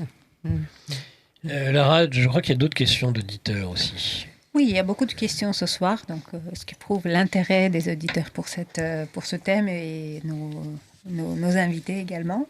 Il y a un message, Madame Paoli, tous mes voeux pour tous, ce qui est de mieux pour tous et toute l'équipe. Vous avez dit que de désespoir, tout est fichu. Il y a eu Sainte-Geneviève, Jeanne d'Arc et de nombreux autres. Non, la France n'est pas fichue, elle finira par gagner. Non, mais Dominique Pauly, il dit pas que tout est fichu, au contraire, elle veut avoir de l'espérance. Justement, en plaçant l'année 2020 sous la protection de Jeanne d'Arc, c'est aussi la placer sous le signe de l'espérance. Oui. Au contraire. Oui. Au contraire, non, je remercie cet auditeur de toute façon de ses bons voeux, bien sûr. Mais je pense que, non, il faut être absolument cultivé, comme disait notre fondateur Jean Ferré, il faut cultiver la vertu d'espérance. Et puis, il faut peut-être dire aussi que le jour de la bataille de la Marne, oui, le mot d'ordre de l'armée française était Jeanne d'Arc. Absolument. C'est absolument extraordinaire. Alors peut-être d'autres interventions ont eu lieu, mais le mot d'ordre de l'armée Jeanne d'Arc, c'est que toute la journée, les soldats se sont répétés Jeanne d'Arc. Et quand les Américains sont partis en 1917 pour venir combattre sur notre sol, ils sont partis au cri de Joan of Arc. Les soldats américains, imaginez ça, les GIs, qui partaient au cri de Joan of Arc. C'est absolument inimaginable. L'ensemble des invités, Lara, sont passionnés, donc il n'est pas facile, en effet, de poser. Mais allez-y, posez. Il y a un auditeur qui remercie Monseigneur Trémollet de Villers. Ces auditeurs, à la fin de cette émission, seront renforcés et prêts à se défendre et à défendre la France. Bravo. On ne lira peut-être pas tous les messages aujourd'hui. Pas tout de suite, ou pas tout de suite, parce que de toute façon, il y aura aussi des messages pour les personnes qui resteront après 7h30.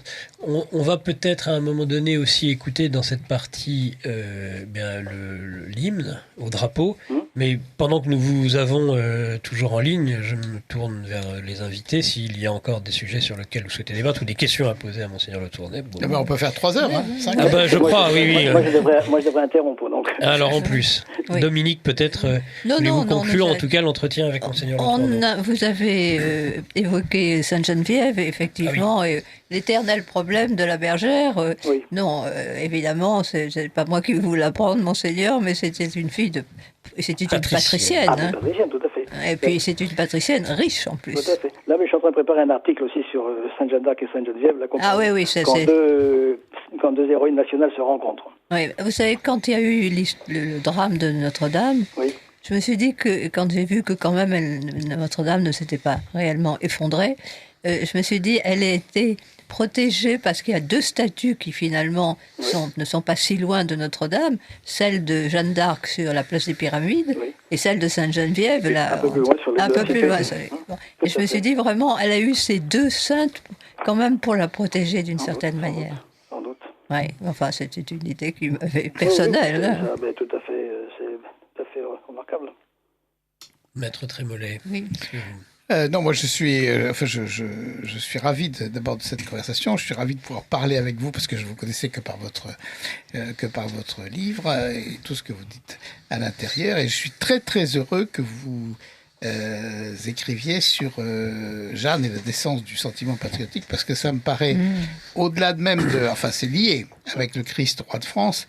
Mais les choses sont liées. Mais précisément, il est roi de France et pas, j'allais dire, et pas roi des Français. Voilà. Il y a une notion de nation qui est extrêmement importante dans l'histoire du salut. Tout à fait. Et que nous, chrétiens ou catholiques de France, nous avons un peu oublié. En tout cas, moi, ce que j'ai beaucoup apprécié dans votre ouvrage, parmi d'autres choses, c'est que vous présentiez Jeanne comme une sainte laïque et qui méritait d'être canonnée, d'être représentée comme un modèle de nos jours, et aussi que vous montrez bien que Jeanne prend les commandes de son procès dès le premier jour. Ah oui, ça c'est ce qui m'a frappé, moi. C'est absolument extraordinaire. C'est extraordinaire, c'est unique ça. Ah, tout à fait. C'est l'avocat que vous êtes. Ah, c'est unique, mais elle est plus forte que le plus fort des avocats. Hein. Ben oui, non, mais c'est extraordinaire. C'est vrai qu'elle vous dit ça, vous le ferez samedi, ça, c'est pas de votre procès, ça. Ouais. Laurent Il y a un Duplessis, culot quand elle leur dit pas, elle est passée outre. On est compte. Laurent Arthur Duplessis, vous dites souvent C'est dans votre livre, vous lisez de votre livre, c'est dans votre livre. vous dites souvent qu'elle a un sens de la répartie. Ah, ben extraordinaire. Oui, c'est-à-dire qu'on aurait dit aujourd'hui que c'était une surdouée, parce qu'en effet, avant même la visite de l'archange Saint-Michel à partir de ses 13 ans, déjà dans la première enfance, Siméon Luce dit qu'elle avait la réputation d'avoir une répartie absolument extraordinaire, c'est-à-dire un esprit d'une très grande vivacité. Alors c'était peut-être déjà l'Esprit Saint, vous allez me dire, mais enfin l'Esprit Saint, il est venu visiter quand même une Jeanne d'Arc qui était quand même déjà une surdouée en fait. Oui, mais on en revient. Et moi je me souviens, quand j'ai préparé mon livre, je peux le dire, j'ai donné les premiers feuillets à mon ami maintenant disparu malheureusement Jean Piat, parce que j'avais beaucoup confiance en lui, parce qu'il est extrêmement sévère sur les textes. Et il m'a dit, écoutez, votre texte, on s'en fout, mais elle, c'est fabuleux. Bah oui. Et l'homme de théâtre que je suis vous dit, à chaque fois, chaque audience est une scène de théâtre. D'où elle sort victorieuse. Oui. C'est pour ça qu'à un moment, on se dit, mais elle va gagner. Donc, elle a subjugué Jean-Pierre, mais comme elle a subjugué tout le monde, c'est que tous ceux qui l'ont en dehors d'un cas exceptionnel comme Voltaire, qui est vraiment unique, tous ces détracteurs étaient qu'en admiration devant elle quand même. Tout le monde, partout. Les Anglais et autres, tous sont en admiration devant elle.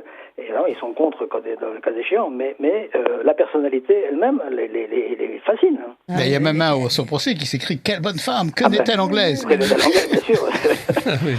Non, mais ils sont tous fascinés, parce que ça, il y a de quoi. De toute façon, on est dans un monde chrétien, à l'époque, catholique, parce qu'en réalité, et donc tout le monde est catholique, et donc on croit au surnaturel. Par conséquent, son affaire est surnaturelle. Pour les Anglais, ça peut être que diabolique, et pour les autres, ça peut être que divin. Mais on est dans un monde chrétien. Il y a des célébrations particulières. Est-ce que le Vatican, le pape, sur le centenaire de la canonisation.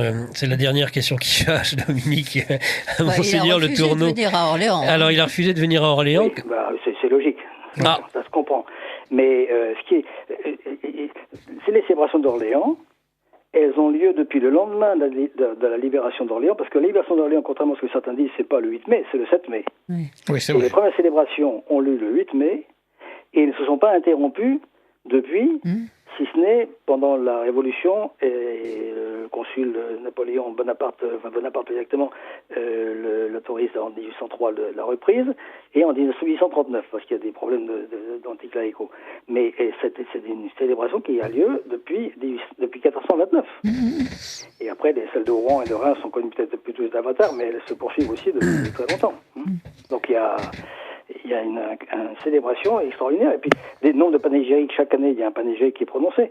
Je suis en train de travailler sur les panégyriques de Jeanne d'Arc, et c'est absolument c'est un trésor fabuleux, de tout ce qui a pu être dit sur elle au long des siècles.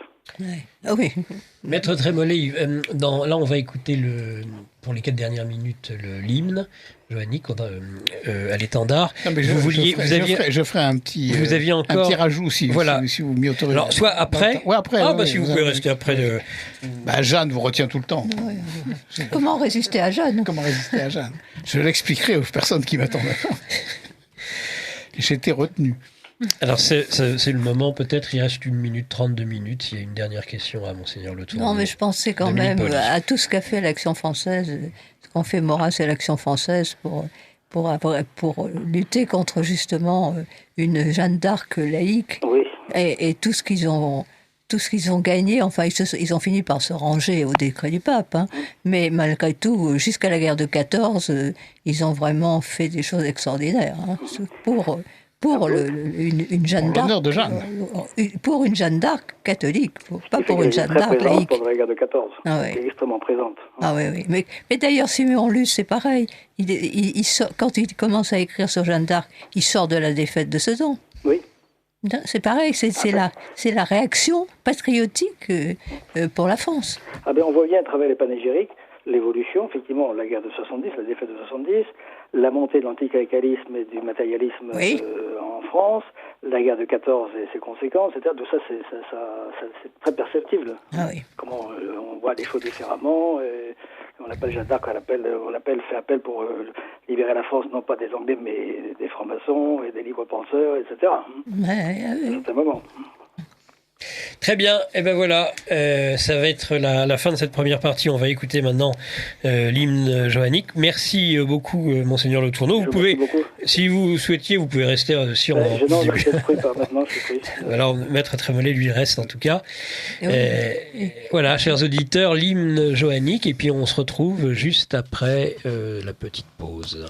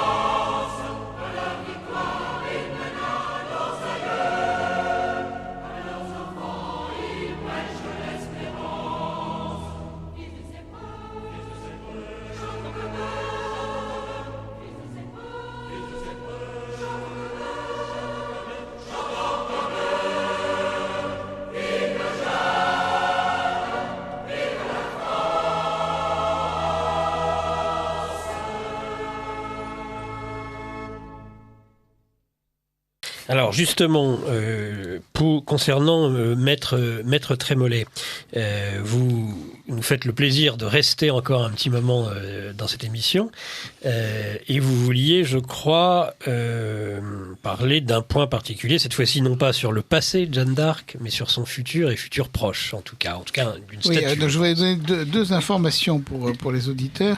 Et je vous remercie beaucoup de me donner cette occasion. D'abord, lundi, donc après-demain, lundi 6 janvier, nous ouvrons, d'une certaine façon, l'année du centenaire de la canonisation de Jeanne d'Arc à l'école militaire. Donc ça nous paraît quand même un lieu très, très symbolique pour cette sainte militaire. Et donc on fête à la fois, c'est l'ouverture de la canonisation, je vais dire pourquoi et comment, et ensuite de la loi qui l'instaure héroïne nationale. Et je rappelle à cette occasion qu'avec la fête de Jeanne d'Arc, fête du patriotisme, deuxième dimanche du mois de mai, et c'est la seule personnage de notre histoire qui a été érigée comme héroïne nationale par une instance officielle. Et là, ce sont les deux chambres à l'unanimité. Alors donc, ça commencera à 12h15 par une messe Sainte-Jeanne d'Arc à l'aumônerie de l'école militaire. Bon. Donc lundi 6 janvier à 12h15. Et à 18h, de 18h à 20h, un colloque qui est ouvert à tout le monde, qui est gratuit, sur le sujet Jeanne d'Arc vue à travers ses procès. Donc il y aura 3 exposés. Moi je ferai le procès de condamnation, le procès de réhabilitation, enfin entre guillemets, c'est-à-dire que le procès d'annulation sera traité par Isabelle Brancourt, historienne et veuve de notre ancien président de l'Association universelle des Amis de Jeanne d'Arc. Et le procès de canonisation sera traité par l'abbé Jacques Olivier de la Fraternité Saint-Pierre. Alors, ensuite, vous avez bien voulu me dire qu'il y aurait quelque chose. C'est vrai, il y aurait quelque chose dans l'année. Alors, il y a quelque chose dans l'année qui est une initiative qui ne vient pas de moi. Moi, j'ai été nommé président de l'Association universelle des Amis de Jeanne d'Arc en juillet, après le décès de Jean-Pierre Brancourt. Et donc, j'ai hérité, je le dis parce que c'est pas moi qui crée cette initiative, j'ai hérité de ce projet qui a été lancé il y a 2 ans par Philippe de Villiers, avec tout un comité d'honneur, et dont l'idée est à la fois de Philippe de Villiers et du prince Sixte-Henri de Bourbon-Parme, qui est président d'honneur, et qui a dit, mais en fait, il faut aller à Saint-Pétersbourg. Je ne sais pas pourquoi, mais en fait, il a une bonne idée. Et donc, la statue, c'est une statue de Sainte-Jeanne d'Arc qui a été réalisée par Boris Lejeune, que les auditeurs de Radio Courtoisie connaissent, qui est un sculpteur franco-russe, qui a fait aussi le mémorial des martyrs de Bolène, qui est un très bel ensemble statuaire, et qui là a fait une très belle Jeanne, et que donc nous allons installer, nous avons l'autorisation maintenant, enfin l'accord plus exactement, officiel de la ville de Saint-Pétersbourg, le 30 mai. Alors, il nous manque seulement 2 choses. Une sur laquelle nos auditeurs ne peuvent pas grand-chose, c'est une présence importante d'une autorité française civile importante. Moi, j'ai demandé au président de la République, mais qui pour l'instant ne m'a pas répondu. Je pense qu'il peut avoir d'autres soucis, mais je pense que ça serait très bien quand même qu'il... Il sera déjà à Moscou le 9 mai. Oui, 9 mai, il peut faire un saut le 30. Ou alors on peut le laisser là-bas pendant 3 semaines. Voilà, donc, ou quelqu'un qui le désignerait, un ambassadeur, enfin bon. Et puis, il y a une autre chose, c'est qu'il nous manque 70 000 € pour achever l'organisation matérielle du projet, et que donc je fais un appel à ceux qui veulent bien, quand ils auront, comme nous le disons à chaque fois, réglé leur cotisation à Radio Courtoisie. Ah oui, c'est ça, fait leur don à Radio Courtoisie. Voilà. Après, s'ils ont après, ils pourront sur amijeannedarc.org, ami-jeannedarc.org, ils vont caler sur Internet, et ils voient sur ce site qui lui est dédié comment aider à la réalisation de ce projet. C'est un très très beau projet, parce que j'en donne l'idée de façon très simple. Il n'y a pas d'aspect politicien dans cette affaire. L'aspect, il est à l'échelle de Jeanne d'Arc, c'est-à-dire que c'est l'âme française, comme j'aime beaucoup ces termes qui sont du pape Jean-Paul II dans la plaine de Reims, quand il est venu pour le 15e centenaire du baptême de Clovis. Il a dit l'âme française, les trésors de l'âme française. Eh bien, c'est l'âme française qui rencontre l'âme russe. Et les meilleures rencontres entre nations se font à ce niveau. Oui. Après, on parle de politique, après on parle d'économie, après on parle de... Mais d'abord, là, alors je sais que le 30 mai à Saint-Pétersbourg, il y a une semaine commerciale où tout le monde va faire ses affaires. Bon, mais nous ne sommes pas contre, mais nous sommes au-dessus. Oui. Donc c'est ni une opération commerciale, ni une opération politicienne, c'est une opération de rencontre de l'âme française et de l'âme russe. Et je pense qu'aujourd'hui, c'est extrêmement important. Voilà. Nous Oui, sommes parce bien que le d'accord renouveau là-dessus. religieux russe, qui est éclatant. Alors, je dois dire, pour la petite et vraie histoire aussi, que lorsque cette idée est venue, quelqu'un en a parlé, je ne sais pas qui d'ailleurs, mais en a parlé au président, enfin Vladimir Poutine, qui était dans un trajet en voiture d'Orly à Paris, et qui lui a dit voilà cette idée, et il a dit tout de suite d'accord. Et non seulement il a dit d'accord tout de suite, mais ensuite la Douma a voté. Donc il y a un décret de la Douma qui instaure Jeanne d'Arc, la statue à Saint-Pétersbourg. C'est dans une grande avenue de Saint-Pétersbourg, c'est pas dans un petit coin. Enfin, c'est une sainte catholique dans un espace Voilà. public. Et alors en plus, et en plus dans un pays où Oui. les saints sont vénérés en icône généralement beaucoup plus qu'en statue. Il y a on est plus dans ouais. Ça les changera.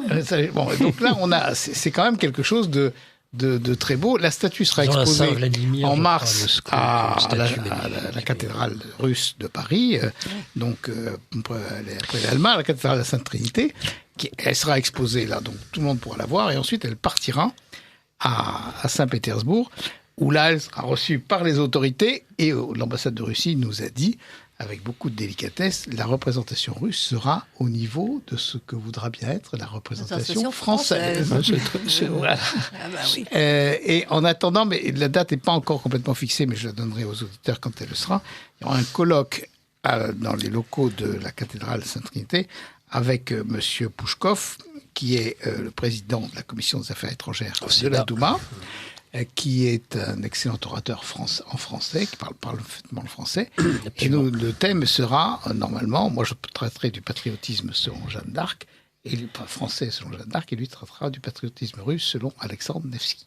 Voilà la rencontre le héros patriotique russe du XIIIe siècle. Et des âmes de chaque nation. Et c'est pour ça que je suis très heureux de ce qu'a dit tout à l'heure Monseigneur Le Tourneau, c'est-à-dire qu'en fait, il y a vraiment un problème de piété à l'échelle nationale et de prise en compte de la nation dans l'histoire du salut. Oui. Nous avons, nous, Français, avec la conjugaison de l'individualisme et du personnalisme, ou d'un certain personnalisme, nous avons oublié, nous avons individualisé la religion, donc nous avons perdu la notion d'Église, et pour retrouver la notion d'Église, il faut passer par ce qui est un morceau d'Église, pour nous, qui est le royaume de France. C'est pour ça que c'est extrêmement important. Moi, je parle plus de la France maintenant, ni de la nation, je parle du Saint Royaume de France, comme disait Jeanne d'Arc, parce que même s'il est sous la coupe d'une république qui ne sait plus trop ce qu'elle est, enfin, ou en tout cas, qui n'est pas la servante du royaume, c'est le moins qu'on puisse dire, le royaume de France existe toujours. Et comme dit César-Rémy, il existera jusqu'à la fin des temps. Ce qui est quand même... Et c'est ce que disent les fameuses prédictions dont je parlais tout à l'heure, Voilà. dont celle de Marthe Robin. Et ben voilà, tout après de grandes épreuves. Oui. Oui. Après, Et elle avait dit... Mais on en a déjà eu pas mal, hein. Oui, oui. Mais il y en aura d'autres, mais elle avait dit, Marthe Robin, la France rebondira comme une balle, et elle avait ajouté plus fort qu'une balle. Et après, elle sera directrice des nations.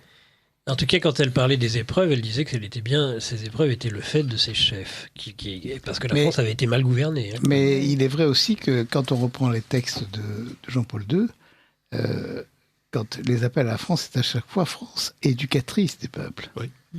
France, fille aînée de l'Église, éducatrice des Marthe peuples. Robin dit, Et tu restais fidèle. Elle va retrouver ce rôle d'éducatrice des peuples. Mais après de très grandes épreuves. Et je sais, alors c'est un témoignage qui n'est pas un témoignage écrit, mais qui est un témoignage oral de quelqu'un de confiance qui me disait, après avoir été reçu par le Saint-Père, Jean-Paul II, qui lui avait dit, très Saint-Père, c'est merveilleux, la Pologne sauvera le monde. Oui. Et Jean-Paul II lui a répondu, il faudra que ça passe par le moule français. Oui.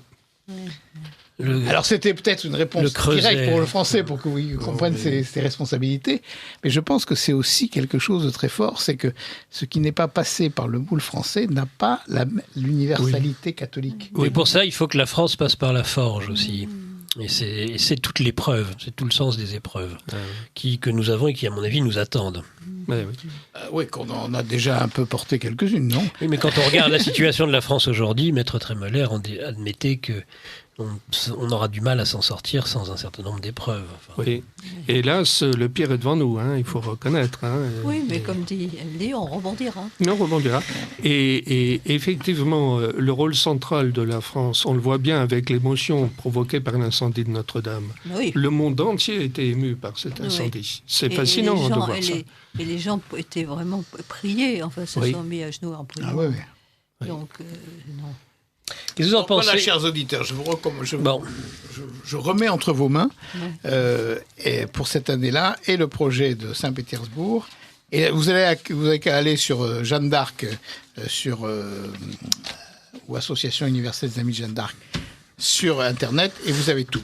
Il y a d'autres questions Oui, tout à fait. D'autres Lara. questions. Nous avons une auditrice qui écrit d'ailleurs à plusieurs reprises par mail. Donc, est-il vrai... Courriel sur Radio Courtoisie. Courriel, c'est une femme qui reste anonyme, donc qui a cru jusqu'au bout que ses voix la sauveraient et qu'elle échapperait au bûcher. Est-ce que c'est vrai, Est-ce c'est que ça? c'est vrai? Ah oui, c'est vrai. Oui, Je oui. crois que c'est vrai. C'est vrai. Elle a compris, je pense qu'elle a compris après ce qu'on appelle, entre guillemets, son abjuration, quand elle est revenue et qu'elle s'est rhabillée elle a repris son habit d'homme, qu'elle a subi une tentative de viol d'un lord anglais. Mais simplement une tentative ou est-ce que... Ah non, c'est manifestement, moi je pense, alors il y a deux thèses. Il y a des gens qui disent qu'elle aurait été violée, puisque il y a une notion, il y a une note dans le procès qui dit corruptus. Donc elle aurait été violée. Mais je pense que c'est pas vrai, pour une raison très très simple, c'est que Jeanne ne mentait pas. Et que quand on lui annonce, après qu'elle va être brûlée, elle dit « Comment mon corps net et entier ?» Et donc, parce que c'est ce qu'elle ne voulait pas du feu, parce que le feu était pour les corps corrompus. Et le sien, il est net et entier. Donc si elle le dit, je pense qu'elle s'est battue. Qu'elle s'est battue vraiment, et que ça s'est passé dans des conditions... C'était une femme, j'allais dire un terme très familier, costaud. Ah oui, très, c'est sûr. Elle était bien bâtie. Oui, et puis elle était... on la voit à un moment quand... elle est prisonnière dans la tour de Bourvois et qu'il y a quelqu'un qui vient lui faire précisément un habit de femme, un tailleur. Et comme c'est une jolie femme et qu'elle est bien faite, il lui passe la main sur le sein. Et il a pris une claque dont il se souvient. Il s'est longtemps souvenu. Donc je pense que c'était pas seulement moral, quoi. La barque est restée. C'est pas MeToo, mais presque.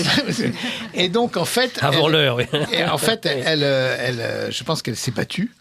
Elle s'est battue et qu'à partir de ce moment-là, elle a compris, d'ailleurs elle dit que ses voix lui avaient dit qu'elle avait fait une grande mauvaiseté.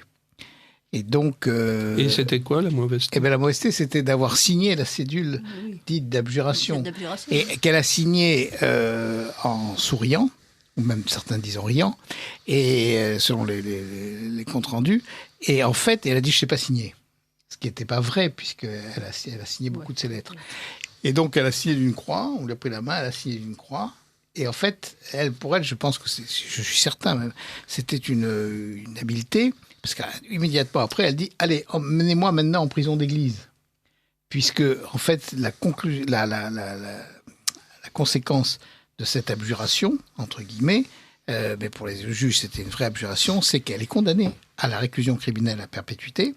Et donc, elle part en prison d'église. On la met là, dans le lit, tu es condamné au pain de souffrance et à l'eau d'angoisse, etc. Et elle se dit, ça y est, je sors des mains des Anglais, je suis en prison d'église, et là, tout est possible pour les gens qui veulent venir me libérer. Donc, elle a pensé que c'était le coup qu'elle faisait, toujours dans son idée, j'ai pas fini ma mission, donc je continue. Bon. Et puis là, elle comprend que, en fait, c'était pas ça. Et c'est à ce moment-là qu'elle accepte que le martyr, ce que ses voix lui disaient, ne te chaille pas de ton martyr, tu seras sauvé par grande victoire. Et la grande victoire, qui pour elle pendant longtemps était une victoire militaire, c'est-à-dire que c'était ses copains, ses compagnons, etc., qui venaient la libérer, eh bien, c'est la grande victoire, c'est le martyr, quoi. Lara, une autre question. Oui, une petite réaction d'un auditeur qui dit qu'on a parlé de Jeanne d'Arc qui était jolie, mais la vraie beauté est intérieure, et c'est cela qui compte le plus. Elle avait les deux. Elle avait les deux, oui. Non, parce que le duc d'Alençon dit dans sa déposition au procès d'annulation, il dit, et ben, lui et même les autres, Jean de Metz et Novelpont, qui étaient ceux qui l'avaient accompagné depuis Vaucouleurs jusqu'à Chinon, donc 11 jours à cheval avec elle, couchant à la paillasse en même temps, disant qu'à la toilette, il la voyait. Il la voyait, il dit, de toute façon, c'est très clair et très précis. À la toilette, on la voyait, on voyait sa poitrine et ses cuisses qui étaient belles. Bon, donc c'est clair. Hein, Et c'est soudain resté sage. Et il dit, mais jamais nous n'avons eu à son égard la moindre concupiscence, tellement il émanait d'elle une grâce qui nous frappait de respect. C'est clair. Donc, et il dit, et pourtant, parce quand ils déposent, ils ont 50 ans.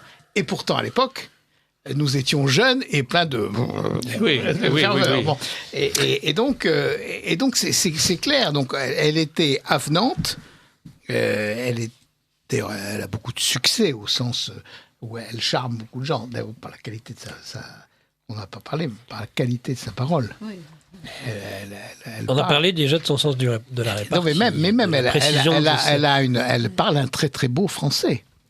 La formule de Jean Cocteau, le plus grand écrivain de langue française, c'est Jeanne d'Arc. Ah oui. Donc, voilà. Mais il y a quand même forcément une instruction derrière tout ça. Ça me paraît évident. Oui, mais alors moi, j'ai pas la même thèse que Simon Luce.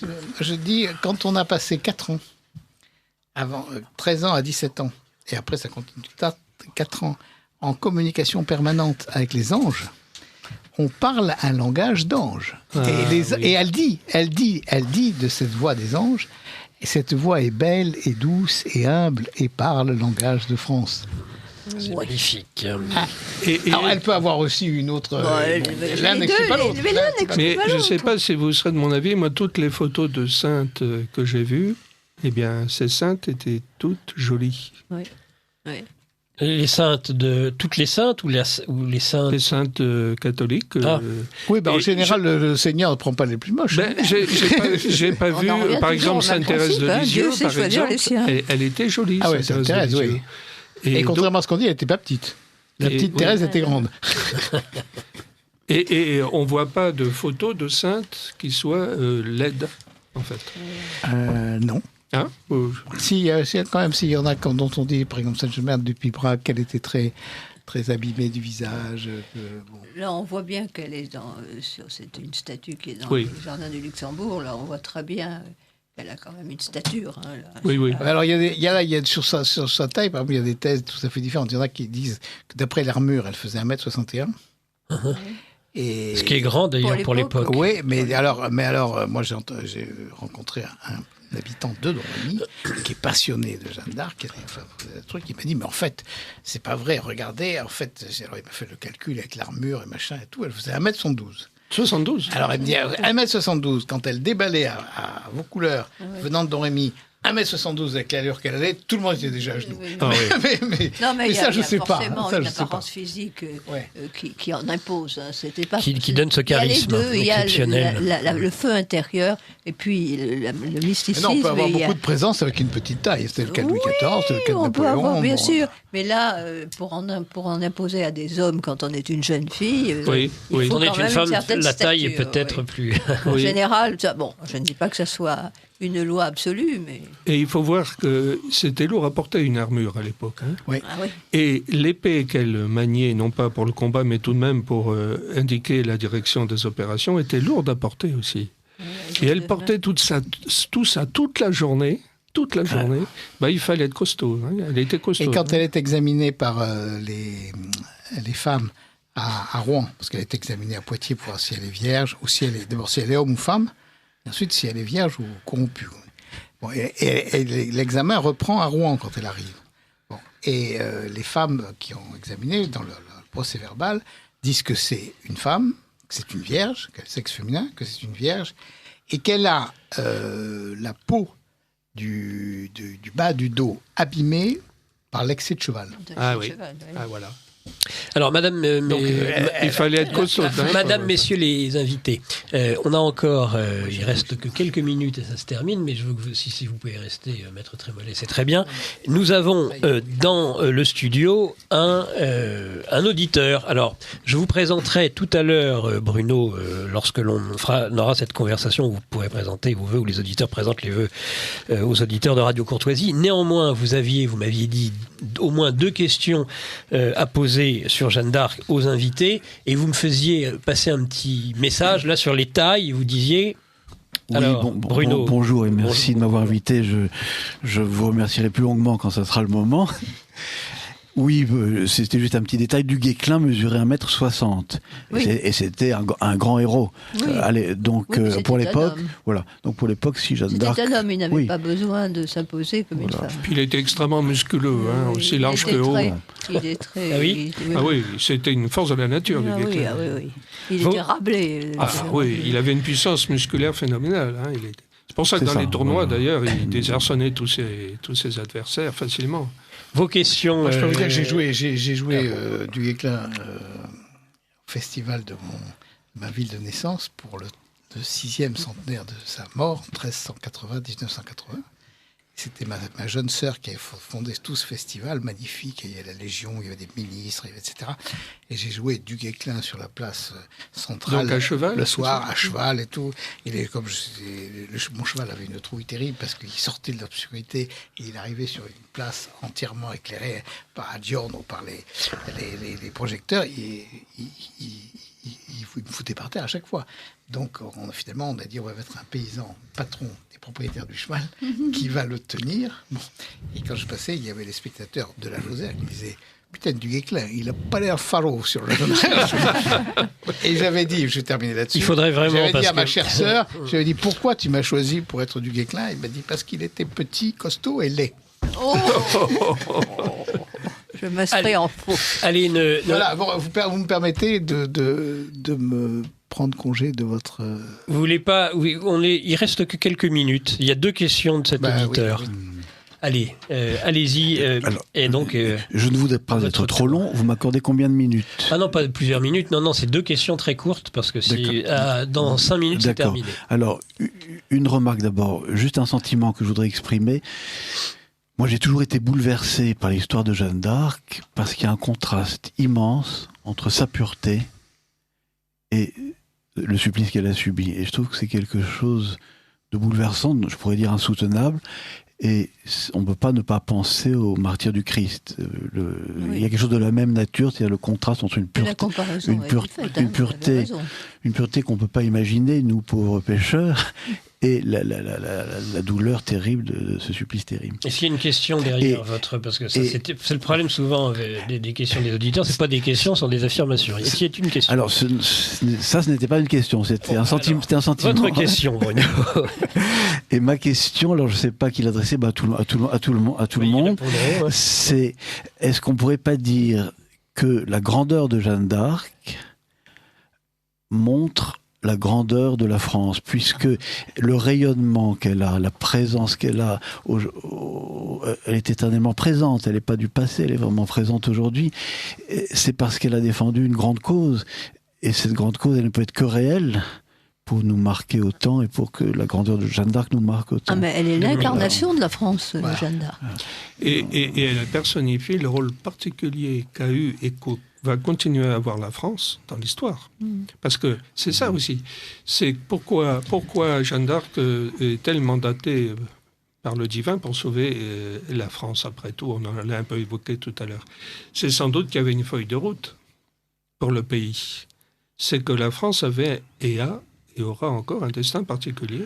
Voilà. Parce que sinon, c'est une nation parmi les autres, sinon. C'est ce que je voulais vous entendre dire. Oui, vous êtes d'accord. Je pense, moi, quand on parle d'identité nationale, chaque fois, je dis, enfin, l'identité nationale, c'est une abstraction. Vous n'avez pas besoin de parler d'identité nationale, vous avez qu'à regarder Jeanne, comme vous le dites, c'est l'incarnation de la France. Et à partir de ce moment-là, on comprend la noblesse, la grandeur, la beauté, le charme, l'humour, la gentillesse, enfin, tout, elle a tout, la sensibilité, elle a tout. Et c'est vraiment, si on veut savoir ce qu'est la France dans son sommet, bien sûr, il y a toutes les bassesses, mais dans son sommet, il faut toujours prendre les nations parce qu'elles ont de meilleures. c'est Jeanne qui l'incarne. À partir de ce moment-là, la vocation de la France est toute simple à comprendre. Jésus-Christ est roi de France, comme Jésus-Christ est roi de l'univers. C'est ça. Mais il est roi de France et pas d'une autre nation. Non, mais il est aussi roi de l'univers. Hein. Oui. Regardez son étendard. Oui, c'est bien le sûr. globe terrestre. Hein. Ah oui. Oui. C'est le globe terrestre. Mais il a mis la France sur une sorte de piédestal. Comme modèle, oui. Ce qui va dans le sens de Laurent Arthur Duplessis, un auditeur, les saints irradient de l'amour divin. Et l'auditeur nous conseille de voir le visage de Sainte Hildegarde de Bingen, la plus grande. Alors ça, c'est une blague, la plus grande de toutes les écolos, c'est ça ? Oui, bien sûr. Oui, bien sûr. Bien sûr, les écolos sont rien à côté d'elle. Oui. Elle faisait la médecine par les plantes, je crois. Non Ah, tout. Ah oui, Elle est oui, extraordinaire. Elle. Et elle est docteur de l'Église. Oui, alors Ce justement, que devrait être Jeanne. Voilà. Oui, qui n'est pas docteur de l'Église. C'est ma supplique. Alors, C'est si vous vrai. voulez prier cette année, une intention particulière, qui n'est pas particulière du tout d'ailleurs, qui est universelle, à l'intention de l'Église. On dit toujours il faut oublier vos intentions un peu particulières et prier à l'intention de l'Église. Moi, je prie à l'intention de l'Église que celui qui est responsable de l'Église, c'est-à-dire le pape, puisse un jour, que ce soit celui-là ou un autre, puisse un jour proclamer Jeanne, docteur de l'Église. Avec celui-ci, il va falloir beaucoup prier, à mon avis. Mais non, mais ça fait rien.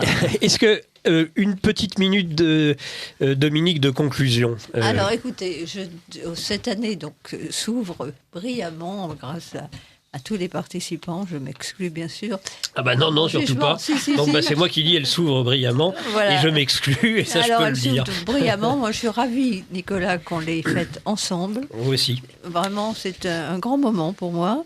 Nous plaçons donc Radio Courtoisie cette année particulièrement sous la protection de Jeanne d'Arc. Il y aura certainement beaucoup d'émissions qui vont se succéder à l'antenne. Il va y avoir des choses importantes au moment de la canonisation. Il faut que tu auras réexpliqué d'une manière détaillée la béatification, la canonisation, etc. Et l'apothéose de ce parcours exceptionnel, ce sera donc le 7 juin, à la fête de la courtoisie, où une table ronde sera réunie avec, entre autres, Monseigneur Le Tourneau et Maître Trémollet de Villers. Donc, et cette table ronde va permettre de donner une ampleur particulière et une essence particulière à la fête de la courtoisie de cette année. Donc, il doit avoir lieu, comme d'habitude, à l'espace Champéret. Merci beaucoup Dominique Paoli. Ce sera le mot de la fin pour cette partie d'émission sur la canonisation de Jeanne d'Arc. Merci Maître Trémollet. Merci à vous de ce début d'année et tous mes voeux à notre présidente. Merci, mais cher Jacques, je vous retourne vos voeux.